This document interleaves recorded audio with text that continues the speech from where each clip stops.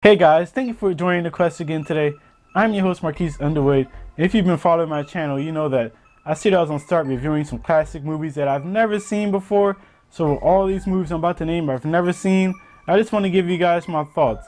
It's a new series on here, so just let me know what you think and let me know if you like it, and any classic movies that you think I might not have seen, want me to review them. Just let me know, put them in the comment section below. In this video, I'll be reviewing Copland, Mr. and Mrs. Smith, and also When Harry Met Sally. So if you like those movies, stay tuned. First off, Copland. Alright, Copland, which is directed by James Mangold, who also directed movies such as The Wolverine, 3:10 to Yuma, Girl Interrupted, Walk the Line, movies like that. And while this movie, it stars, Sylvester Stallone, Robert De Niro, Ray Liotta, it's an all-star cast here. The movie, it's okay in my honest opinion. Watching this movie, I thought honestly that this was Sylvester Stallone's best performance since Rocky. I mean, keep in mind this movie came out I think 89 or 90-ish, but I mean his acting is just so great, it's so believable. And usually you see him do action heroes like Rambo or guy from Cobra, stuff like that. But here he plays a person, he plays a cop. And really, he's a cop that's on the good side. He's not corrupt or anything. So when he finds out he works with some corrupt policemen, you pretty much see if he's going to help them out or not. And I thought this was a good movie. Great all-star cast, which, they did their job. Robert De Niro is Robert De Niro. Ray Liotta is Ray Liotta. And Sylvester Stallone, as I said, probably is the breakout star of this movie just because of his subtle but great dramatic chops in this movie. The movie, though, it is simple and it is generic with the whole, corrupt cop versus good cop schemes. I mean, it doesn't really add nothing new to the story. And the movie felt very long for some reason. I think it's only like 2 hours, but it felt like it was a good 2 hours and 30 minutes or so. So that really sucked, and it kind of made me a little bit bored after a while and just wanted to get the movie over with. So for that, I gotta give the movie a B-, a 3.3 out of 5. Like I said before, this is probably Sylvester Stallone's best performance since the Rocky movie. And the all-star cast, they do their thing. And the story is fun, and you're really engaged because of the cast, and they bring the characters out. But at the base of it, it's nothing really new that you haven't seen before, and it doesn't really add nothing. Alright, so next is Mr. and Mrs. Smith, which is directed by Doug Liman, who also directed movies such as Edge of Tomorrow, Jumper, and it stars Brad Pitt and Angelina Jolie. In this movie, I've always heard about this movie. I've seen bits and pieces, but I've never actually sat down and watched this movie. So I didn't really know what to expect going into it. But I mean, it was a fun ride, honestly, watching this. I mean, I just was so into the movie, and it was a blast just to see it. You don't really see, roles like this from Angelina Jolie and Brad Pitt. So it was definitely fun to see that, especially with the two of them working together and them being an actual couple in real life. Definitely helped the chemistry of the characters, made it more believable in my eyes. I mean, really, they played two assassins that are put on a mission to kill each other.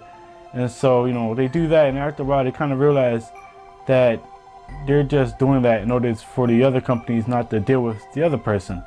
So, I mean, that's really what the whole movie's about, but like I said, it is a blast to watch. The action was done really well, too. It wasn't no shaky cam stuff or anything like that. It was straightforward. You could see everything. The cuts were great. The cuts were fine. And I thought, it did a good job of the action stuff. And also, I mean, the acting, it was pretty good too. It's not Oscar worthy, obviously, but I mean, at the same time, it definitely kept you engaged, and like I said, it definitely felt natural and realistic with Angelina Jolie and Brad Pitt being a real couple in real life. I will say though, after the whole parts of Angelina Jolie's character and Brad Pitt's character trying to take each other out, once they realized that they're being on a mission to kill each other and it's not really benefiting anyone, when they started to team up, I kind of feel like the movie did go a little bit downhill. But maybe that's just me. I think I just like the premise more of them just being against each other versus them tagging up to take somebody else out. So maybe that's just a biased thing. But overall, I really enjoyed this movie. I'm giving this movie a B+, a 3.8 out of 5. I would definitely watch it again. I actually got the movie on Blu-ray, so we'll definitely get some more spins in my Blu-ray player. And I really just thought it was fun and a nice time. Definitely a movie I'll put on every once in a while when I'm in that mood. Finally, we have the one and the only When Harry Met Sally, which is directed by Rob Reiner, who also directed movies such as Stand By Me and Misery, and it stars Meg Ryan and Billy Crystal. And this movie is really about these people, they're friends, and they're really just talking and always debating about if females and males can, you know, work together and only be friends and not be anything more than that. Even if they do have sex, can they, you know, still stay friends and things like that. It's really just about relationships and how to maintain them. And this movie, honestly, for me, it had a Woody Allen type of feel, you know, a type of Annie Hall type of feel almost to me. The chemistry between Meg Ryan and Billy Crystal was done really well and it was believable. And I mean, their, you know, conversations, it felt really natural, so I'm sure that helped. It didn't feel like a gimmick, it didn't feel like some cliche stuff. It really felt natural and convincing, and honestly, this movie felt relevant still today. This movie came out like 1989 or so it's almost 20 years later, and it still fits today and works.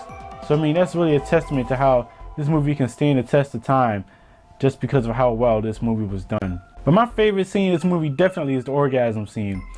You know, Harry's over there talking about how he's always made a woman have an orgasm, and you know, Sally's like, you know, sometimes women, they fake orgasms, and you know, Harry, he's like, nah, I don't believe it, I think I'm really good. And then, you know, Sally does her thing where she pretends to have an orgasm, and it's awkward, but it's funny at the same time. And I know, I can imagine a lot of guys seeing that for the first time just being like, oh, okay,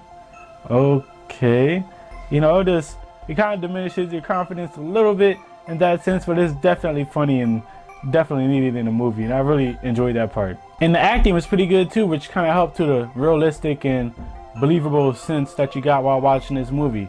So overall, I really enjoyed this movie. I'm giving this movie an A, a 4.5 out of 5. This is definitely one of the best movies I've ever seen. It's definitely one of my favorite romantic comedies of all time now, and it's probably in everybody else's top 10 who's seen this movie. But with me just seeing this movie, I definitely enjoyed this movie, and I can't wait to see it again. So, have you seen Copland, Mr. or Mrs. Smith, or When Harry Met Sally? If you have, I want you to comment below.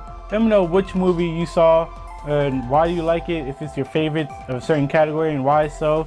If you're new, you want to hit that like button, you want to hit that subscribe button, and join the quest.